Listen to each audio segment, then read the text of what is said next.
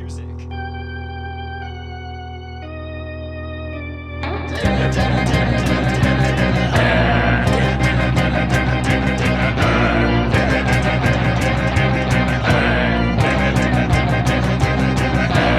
Bat is not a bat, he's a man who fights crime. And we're gonna watch him fight for a minute at a time. With John and Niall and a guest who doesn't rhyme. It's Bat Minute!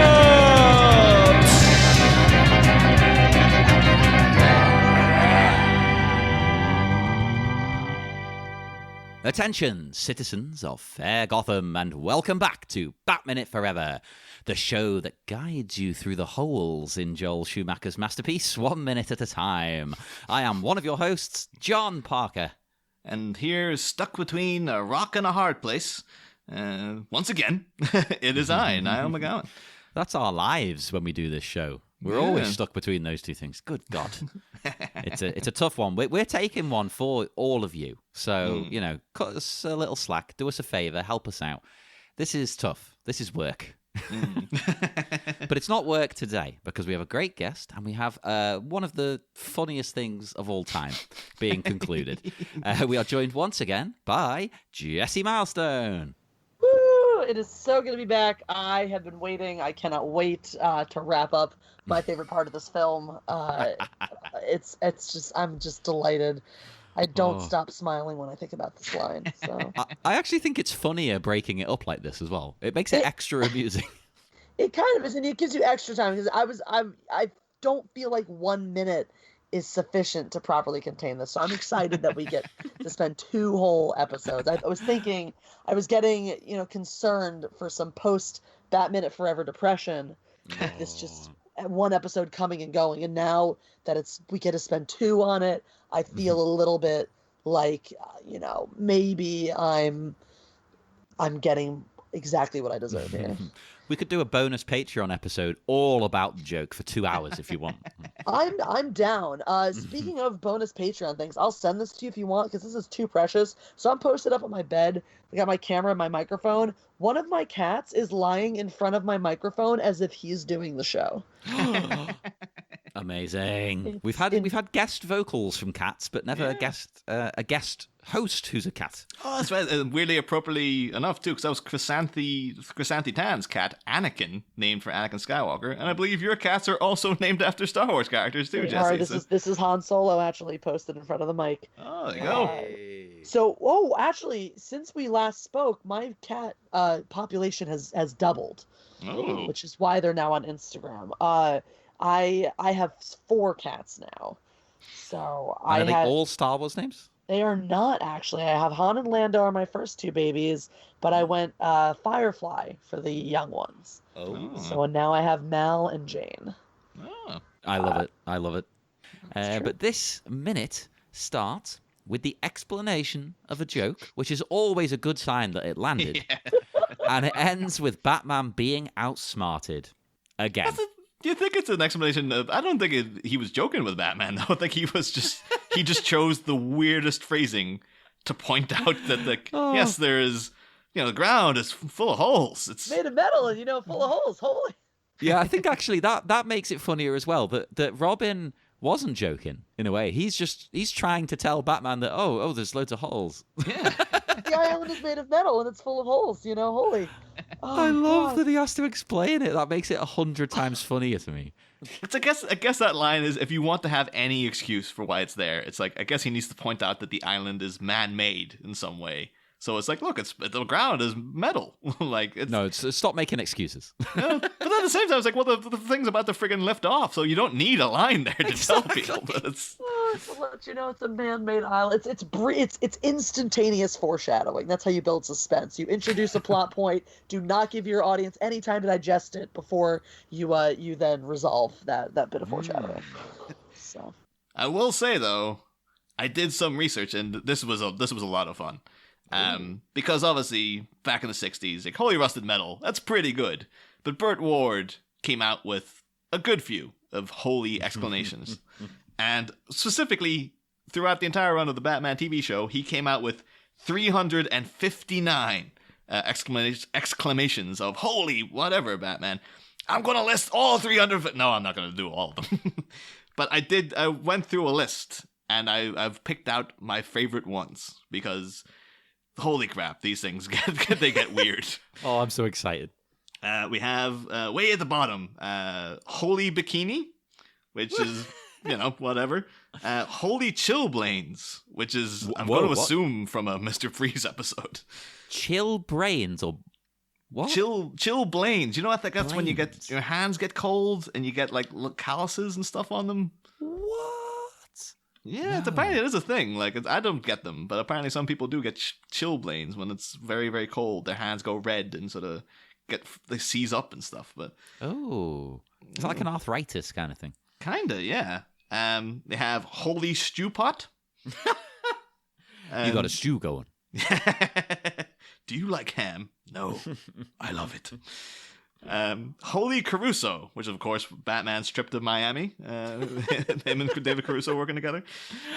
Holy Luther Burbank, who apparently was like a botanist or something. I had to look up who that guy was. A famous botanist was referenced in a Batman episode. Okay. Yeah. I get they just get weirder. Holy Purple Cannibals is one. I would assume there were purple cannibals present for this. But let's hope so. I would love it if there were not. That would make it all the better. Holy Unrefillable Prescriptions. Holy Here We Go Again, which is like, all right. No, I don't like that one. No. Holy Hole in a Donut. Yes! I like that one. Yeah. Holy Knit 1, Pearl 2. Which is apparently an episode where Batman, Batgirl, and Robin are been forced by the crooks to like contort themselves into a human knot. So I guess it's relevant. Okay, that's a weird one. And my absolute favorite, number 1, which comes ironically enough from the last ever episode of the Batman TV show. Ooh. Holy Astringent Plum-like Fruit. What? And I looked up the context for this one because it comes from the episode Minerva, Mayhem, and Millionaires. And weirdly enough, I was like, "Oh my god, this is fate." That I looked into this episode because the episode stars the guest villain is Minerva, who's played by Zsa Gabor. People might have remember her from back in the day. She's weirdly enough, John, when we recorded that Beetlejuice commentary, and when I was talking about Dick Cavett. She's in a scene in Nightmare on Elm Street 3 with Dick Cavett. So it's weird we recorded those two things in the same week. Oh, and of course we talked about her... Didn't we talk about her briefly on the Christmas special 2019? Oh, that's right. Yeah, of course. Yeah, so Zaza is officially sponsored by this podcast. But yeah, she brings millionaires to her spa. It's kind of like also a bit like a Poison Ivy kind of plot line because they go through like treatments and whatnot and like herbal renewal treatments and things like this. But then it turns out what her actual scheme is that she has a machine called the Deepest Secret Extractor, which she puts on millionaires' heads and extracts their deepest secrets directly from their brain, which is a plot line that's very familiar in this movie. And I was like, holy, did Joel Schumacher we were saying like maybe it was from that Hugo Strange episode of the animated series. It could be that he just swiped it from, that Minerva episode of the old Batman, the Adam West show. There you go. It's like, taking secrets directly out of people's minds. Weirdly enough, he does get Minerva gets Bruce Wayne. Doesn't reveal that he's Batman. It just reveals the combination to the Wayne family, vault or whatever. And she goes looking for diamonds and whatnot. And there's a whole big, freaking to-do then with Minerva robbing Bruce Wayne blind and stuff like that. But then, we do get the utterance. Holy Astringent Plum-like Fruit is that, Batman and Robin travel to the spa to investigate, and they're apprehended by her goons. And then Batman says, yes, I'm looking forward to Minerva's famous eggplant jelly vitamin scalp massage. The goon says, Minerva thought you might pop into the persimmon pressurizer first. Robin then responds, persimmon pressurizer? Holy astringent plum-like fruit, Batman! To which Batman responds, only astringent until ripe, Robin. It's just like, no wonder that's the last episode of the show, because it's like, where do you go from there? Oh my god. If you come out with something that bizarre, it's like we're done. Like I think the show it's gone as far as it could possibly go. I think you mean they reached perfection, so they didn't need to continue. Exactly. And they were like, exactly, totally. I prefer the Batman Forever approach, where let's not have Batman take this line literally, but just brush it off as deftly as most of the viewers wish they could. Oh god, yes. Rather than explaining or buying into Robin's explanation, we simply get, He's kind of like, I don't even want to ask. I don't even know if there was I wonder if that was a line. I wonder if is written in the script, or if they were just like, react to this.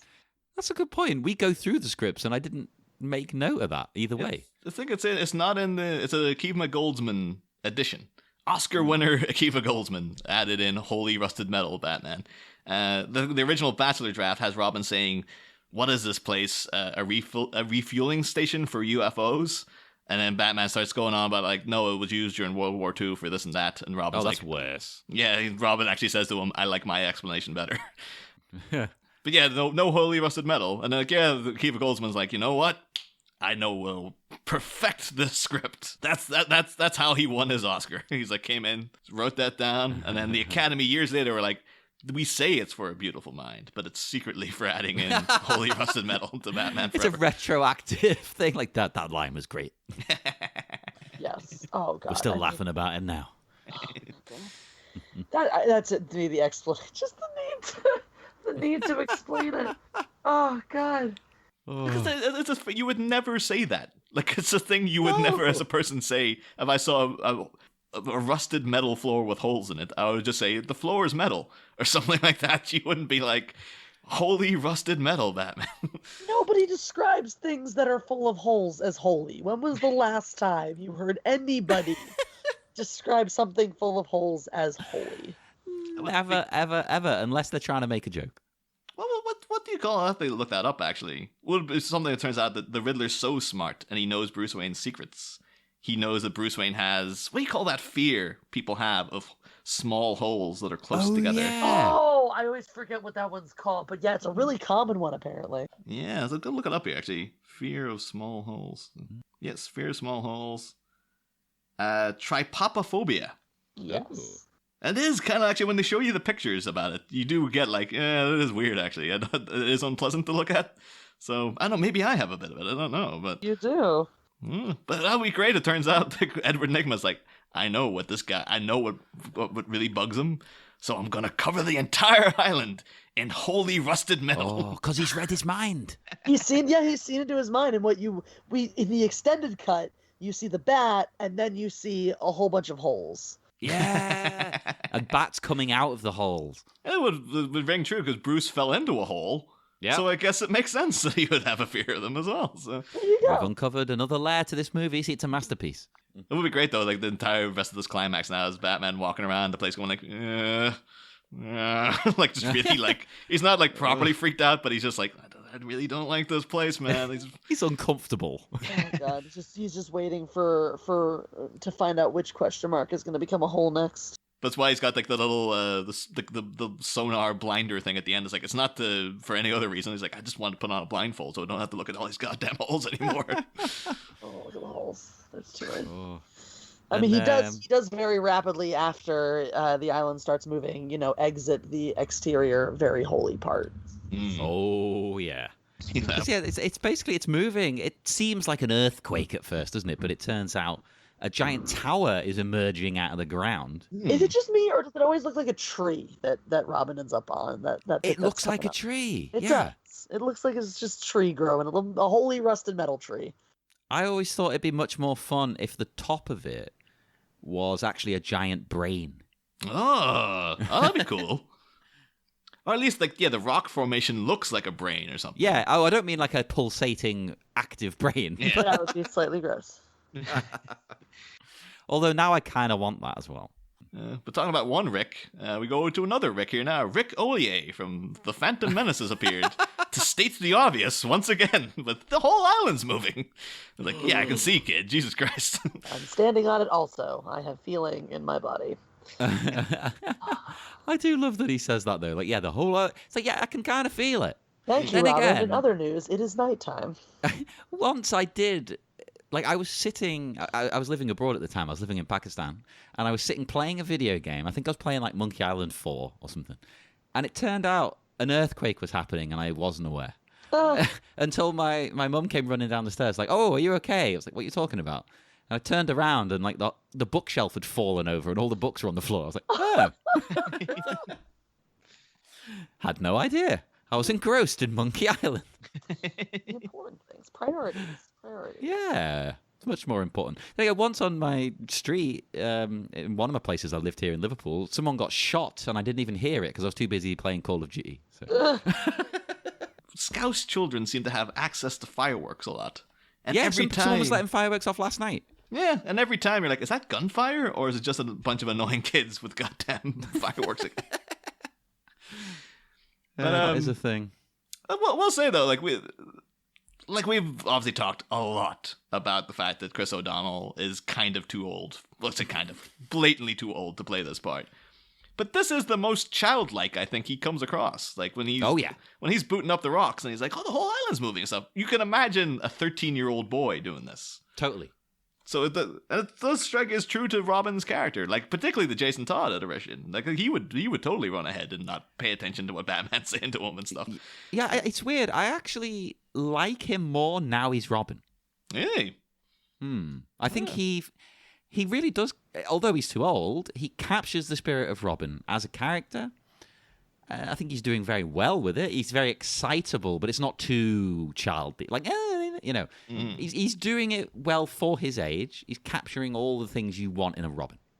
Funnily enough, when he is being Robin, here at the end, I think is almost the moments when he comes across as the most childish. Yeah. Which is kind of fun and kind of interesting. It's like, maybe there's some deeper commentary on him reclaiming his youth and his innocence by putting on this mask and, being able to mask the pain of his family or whatever mumbo jumbo you want to get into, make some deeper point about his character. And who knows what those parents were like, This was a weird trapeze family. It's true. Maybe they pushed him hard. He wasn't allowed a childhood. You'll swing. Yeah. I'm sure, I've never investigated this, but I can imagine that there has been a decent amount of slash fiction written about these two. Oh, there must be, right? There must be. Especially because, as we were saying, everybody fancied Robin back in the 90s. Oh, yeah. No, Chris O'Donnell's absolutely adorable. He's so cute. Look at those eyes and that little bad boy charm. He just has, even when he's being a little more straight-laced, he just has that sort of bad boy edge to him. Well, I've mentioned this a few times on the show, but he's the bad boy, but he's the bad boy that you can still take home to your mum. Yeah, he's not too bad. He's the like kid from a good family who is having his rebellious phase. Yeah. So it's nothing too serious. You're not gonna get landed in jail or anything like that. It's the fun bad. Exactly. He's edgy enough that makes you feel dangerous to date him, but yeah, exactly. You can still take him home to mom and dad at the end of the day. Of course, then we got a little addition to the bat suit here. We found out that he's added in little kind of Boba Fett grapple gauntlets on his arms, which is kind of like about time, Bruce. Because you think he would have thought of this ages ago. Like instead of having to go for a grapple gun every damn time, it's like I would just have it in my arms already. And it saves me precious seconds every time. I always need this in a clutch situation. I always need to hold on to it. Let me just put it where it's most convenient. Yeah. Maybe Alfred tried and he just couldn't get the mechanism to work. Because as we know, Alfred made all of this himself. But for the one time, though, is again, like, it's almost as if Edward Nygma knew he's created an environment that you can't grapple onto. Like, he's been taking notes of, like, Batman gets out of a lot of stuff through that goddamn grapple gun. What if I set up an environment where you just can't possibly find purchase on anything? Yes, after all. Because this is Batman's completely screwed now. He just, like, fires it, and he's like, well, that didn't work. I'll see you, kid. And just, like, starts wading back into the water. Like, I'm just gonna Get away from these really, really unsettling holes. Yeah. I think I'm gonna just go home, man. You can handle this one, right? You can take the Riddler and Two-Face, no problem. You're ready. I do love, though, that Batman spots like an entrance into the lair, a door. And after heading inside, we find out it's a trap. And the floor leads down to presumably the water below. But I would have loved if this was a call back to the start and it was boiling acid. Yeah. I like to think these are all Two-Face's contribution, because he's like, well, I know like the boiling acid thing, that almost worked. So you do something a little similar to that. And it's also like Two-Face's previous schemes involved trapping Batman in a massive tube. To like throw him down into that, set the gas on fire and stuff. He might really into cylindrically shaped things. Yeah, he might be like, let me tell you, Eddie, the tube worked great. It was the aftermath of the tube. But if you get that Batman stuck in a tube, he's screwed. Like, it's what you do before and after the tube element. Turns out he's fireproof. So let's see if he's also giant, jagged, pointed object proof. I was more concerned when he gets in that door. Friggin' 2 seconds later, he could have, like, his fingers could have been taken off by that thing, the way it shuts. It's like... That was a very mysterious door. That'd be like one of the stupid ways I'd die in one of the Arkham games. It's just like, the great Batman has been felled by his fingers getting caught in the door, and then he fell off into a pit. But anywho, so yeah, we got Batman once again trapped inside a giant tube. Yeah, as he does every 5 minutes, apparently. I do start feeling bad for Two-Face here, because Edward Nygma, like, I know his guy, he knows Brandon, but, like, yeah, you got put those question marks on every goddamn thing. But if I was Two-Face, at this point, I'd be like, well, I helped you, man. Like, the reason you got this thing is because you came to me first, and I helped you get, steal your production capital so you could make the box a thing. Yeah. I used to have a little yin-yang symbol I like putting on my parachutes and on the side of my helicopters and stuff. Why don't you just stick a couple of those in? Just for fairness. Like, this is our house, isn't it? We live here together. What about the yin-yang logo, but with a question mark in it? I was about to say that you could easily have an amalgamation of the two logos and make everyone feel appreciated all at once. Hell yeah. Oh, that's merch, Niall. Make it.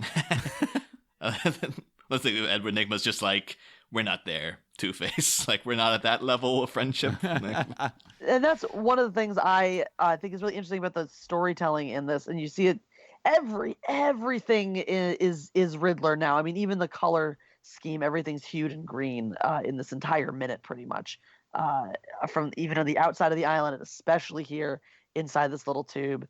And you have this interesting balance. It's almost like handoff of the torch, where Two-Face gets 3 encounters with Batman before the Riddler's even the Riddler. And you have their shared break-in together, of course. And the one time that Two-Face gets to upstage the Riddler at his own party. But for the most part, from that point on, it's once the Riddler, once Edward Nygma launches the box, it's kind of his show. But I do think that they do the editing does a nice job of balancing screen time for these two, hard-hitting villains.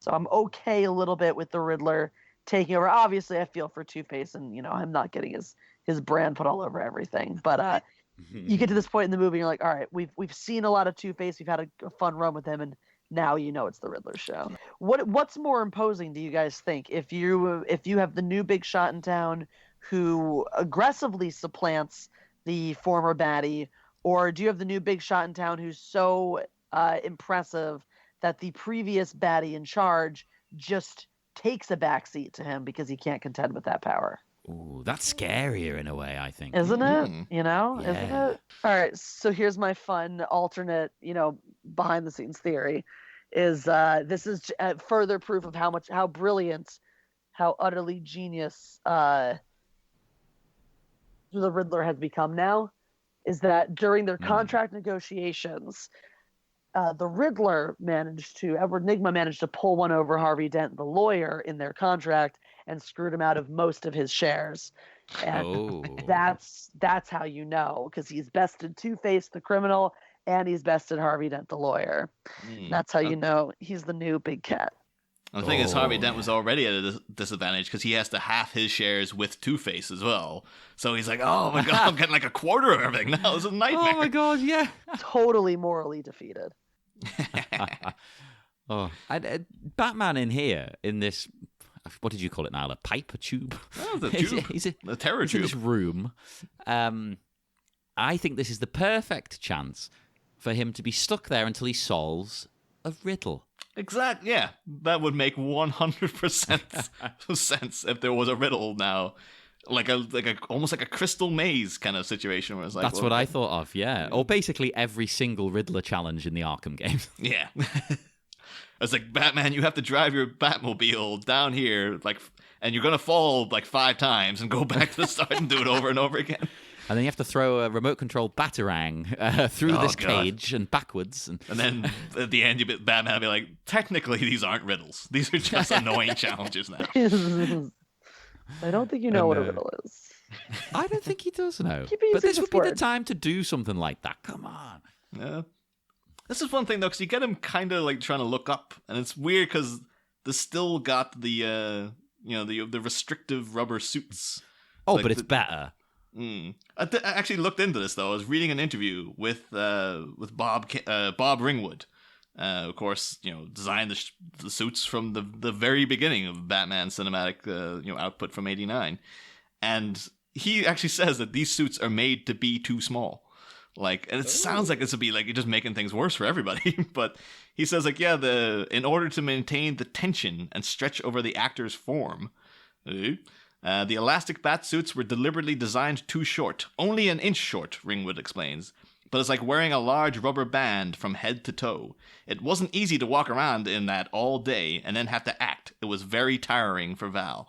So, no wonder he's such a cranky asshole on set. It was like, you're sticking in that thing friggin' 12 hours out of a day. I think Chris O'Donnell, he kind of gets away with I wonder if he had a say in it, because he at least gets his head free. I guess he has a thing over his eyes and stuff. Maybe that was. He only has to wear this one for one scene. The one he wears, briefly when he saves Batman after. Yeah. It's his, it's just his acrobat stuff. So he's really getting off easy because it's just the one time. Did you guys see the? It's doing the rounds there. It always pops up every couple of years of like a little viral news story, but the original concept artwork of Robin's outfit in this. Whereas the thing is, it's different, but it's also quite the same. But the big thing about it is that he has a bigger mask. It's more like it's like Gambit in the X-Men animated series. He had that weird black thing all around his face and stuff. Oh yeah. And then the top of his head, floppy hair is coming out. So it was he'd be essentially wearing a Batman outfit. It'd be this Robin suit that they have him in already, only the colors were way darker. And then he would be essentially wearing a Batman cowl, only without the ears, and the top would be off, so his hair flopped out. Because I guess they were imagining he had floppy hair back then. But I wonder if Chris O'Donnell managed to get in and be like, don't wrap a thing around my head, man. Just let me breathe. Maybe somebody, maybe even before he got in, someone logistically realized, this seems like an unnecessary level of torture for an actor for very little gain. We could have also they saw Chris O'Donnell's haircut and I was like, oh, he doesn't have the floppiness. You know who could pull off this look? Jessi Milestone. She has good floppy hair. You put her in that Gambit head thing, it just works a charm. There you go. So now they have to go forward in time, get me, bring me back, and I'll play Robin. That'd be great. That's easily accomplished, right? Yeah, I don't see any problems with this plan. Oh, I love as well in this in the Goldsman draft of this section. It mentions what you said, Niall, about stuff about the war, but specifically the way it's done in that draft, Batman just blanks Dick completely. It's great because it goes Dick off the rusted floor. He's like, the ground, it's metal and it's full of holes. Holy. And then Batman, this place was a refueling station for subs during the war. It's just completely. It's even more rude. I love it. I'm just not even gonna acknowledge. I just refuse to acknowledge this. Or maybe he's just everybody knows that old refueling stations from World War II were full of holy rusted metal. Of course. Of course. Everybody knows, obviously. You fool. Learn this is why you should stay in school. I mentioned the bad foreshadowing earlier in this minute where, we don't have time. Where was that? Damn it. My brain is just not awake yet. There was something where I mentioned bad foreshadowing. We didn't have time to process, and they're already on to the next moment. It might have been the Holy Line. I don't remember. I think it was just the, Holy Line then setting up that, like, the island's man-made, and then immediately everything starts moving. Yes. But now we have, quality foreshadowing, which is a nice little moment of like, hey, and I do think that this is well set up. You talk about this very big confusing island that we've seen move. We're not really sure what it is. We've seen it from the outside. We've seen it up close. No part of it looks the same. No shot when held up next to any other are reconcilable as this all being at the same location. And so this is giving us a little bit of that context, though, of like, all right, here's this giant, tube with water, and I'm not really sure why there needs to be water at the bottom, but, the spikes are kind of important. And so they're kind of like setting up, they're grounding us. They're building the blueprint for this place, and obviously this tube becomes critically important in a few minutes. I think the water's just there. It's like, apparently that's Edward Nygma's personal favorite is the watery grave. So. Watery grave. I love him dying to get that scene. Everything. There's so many good lines. But yeah, does anyone have any notes for this particular minutes left, or are we ready to wrap this baby up? Nice. Oh, did you want me to tell the cow story? Since I teased it by all means, yeah. It'd be very rude for me to be like, we're going to tell you next time, and then just bounce. I went to New Zealand once upon a time, and I was walking upon this lovely path, and there were more cows. I apparently like to go places where there are cows sometimes. And this particular cow was staring at me, and it was sticking its tongue in its nose repeatedly over and over and over again. And I tried to take a picture, and every time I went to take a picture, it would stop. And this went on for a few minutes, and I felt this cow was just taunting me. So finally, I took a video, and during the course of this video, the cow continued to stick its tongue in its nose over and over and over. So finally I took that footage, and I took a still frame of just the cow, tongue in its nose. And when I made my channel, Mindless Entertainment, I was like, all right, I need an image, I need a brand, I need to create something or use something I already have that I own that's going to be mine. And I thought, what do I have, can I make that conveys the idea of mindless entertainment? And I thought of this vendetta I have with this cow and this picture that I've saved forever as a testament to my victory over this cow. And I'm like, what is more mindlessly entertaining than this very one-sided psychological battle with the cow in New Zealand? And that is why. That's perfect. I chose the cow for my channel. And fun bonus fact, so the cow's the main part of the channel, and then if you look at my banner on my YouTube channel, there's this weird it's a weird picture of these cutouts of a trailer and these two people barbecuing completely naked in front of this their neighbor is looking horrified. This was also taken in New Zealand at on an island they have there. I can't remember the name of the island now, but I think Waitomo maybe. They do a sculpture festival, and it was the sculpture festival, and this was the Bizarro sculpture. I'm like, that'd be a fun little. That's my little Easter egg in there. It's like these were both taken in the same country on the same trip, and both mindlessly entertaining. So there you go. Oh, well, in fact, speaking of your channel, before we do the answer to the riddle, in case you get it wrong and shame yourself, would you like to tell people where they can find your channel and whatnot again? Absolutely. Mindless Entertainment on YouTube. You can find me doing crazy videos all the time, doing some fun sketches as well as ranting and going live right now 4 days a week through the pandemic. Plus, you can find me on Twitter at Jessi Milestone, on Instagram at Mindless Entertainment. And if you want to see my wonderful, adorable cats, including I'll probably be posting that picture of Han in front of the microphone, that is at Milestone Cats on Instagram. I still kind of, now you brought up that cow story, though, Jessi, I'm imagining in your near future, you think you've won that battle with the cow. And then someday you're just going to get like an envelope at your front door with a question mark on it. And you'll open it and it'll be like an intricately designed riddle, but it'll just say, At the end of it, you finally go back to that field and the cow there's a throne there. The cow just turning around in this sparkly silver jumpsuit with like orange quiffed hair. Just like, finally, we meet again. At last. Turns out that was just that was me creating my villain. This is my adventure. I know you've essentially kind of talked about your relationship with Batman Forever already, Jessi, saying like it's your favorite of the movies and stuff. But like, do you remember seeing it for the first time? Or is there anything else about like is it fused into your past in any major way? Or I very much so. I think it was the first Batman movie that I was aware of it coming out. Because Returns I still been too young to even be aware of. I don't think I would have gone to see it. I might have seen it in theaters because I was a total Batman enthusiast at that point just from the cartoons.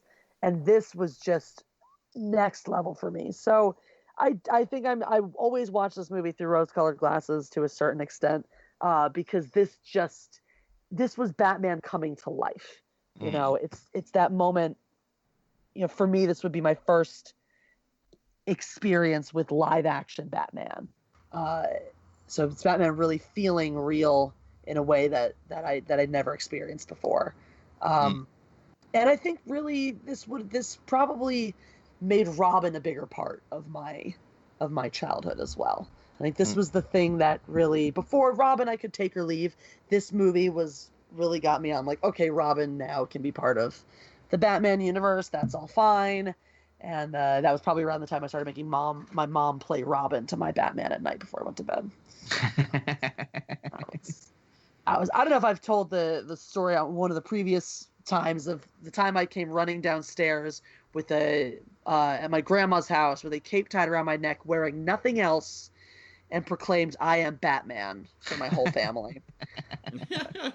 My love of Batman goes deep, and this movie really, I think I can credit it with solidifying that, with nailing down that foundation in my soul.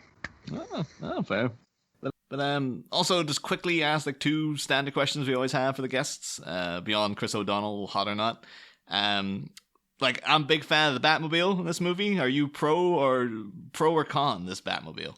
Pro. This is one of my top Batmobiles. I love the way the top slides. I love the scene where, you know, Robin's cruising around in it, stealing it, you know, now the top slides back, and he has this moment where it's like this weird convertible version of the Batmobile in a way.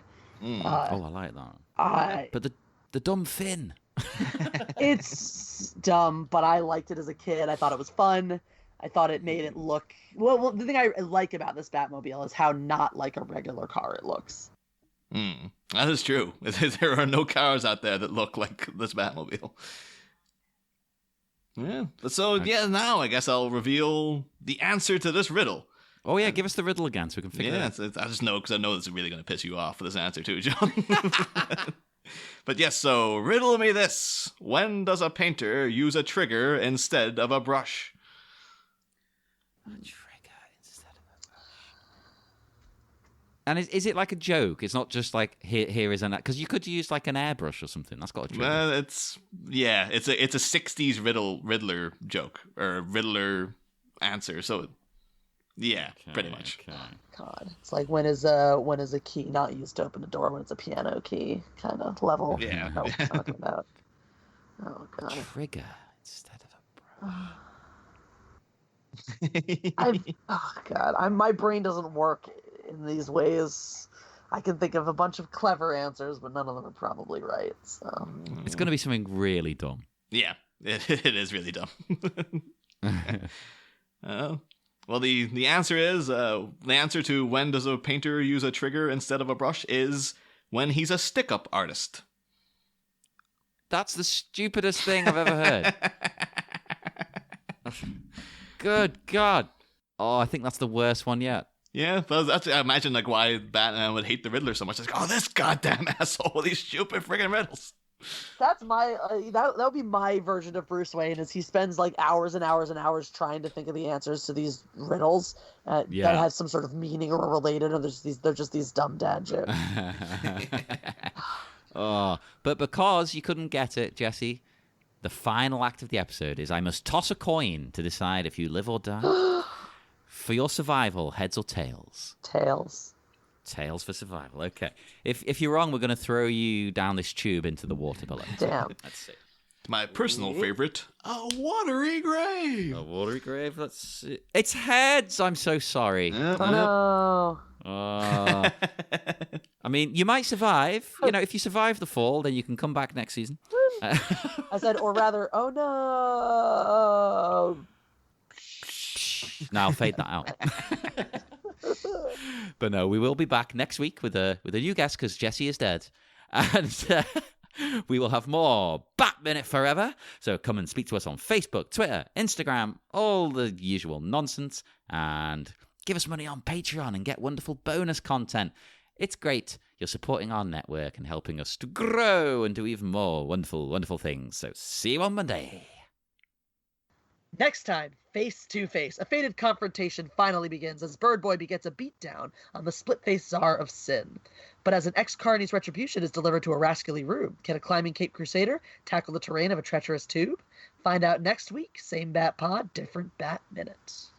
Ba-da-da, ba-da-da-da-da-da-da-da-da-da.